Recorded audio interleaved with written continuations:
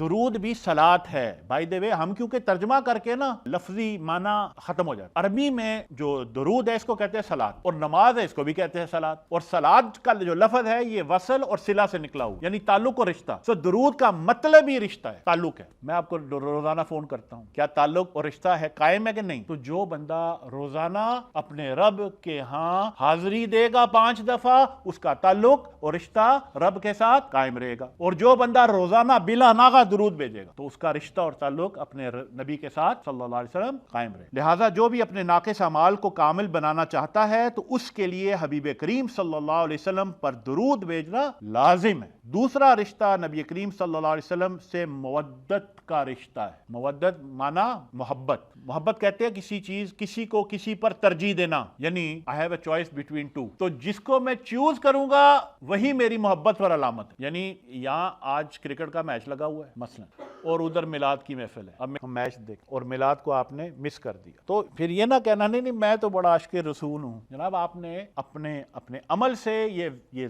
واضح کر دیا کہ آپ کی ترجیحات میں سے کیا ہے. You get it? تو یہ زبان کے دعوے نہیں ہوتے ہیں، یہ پریکٹیکل لائف میں عملی میں آپ کو پتہ چل جاتا ہے کہ محبت ہمیں کس سے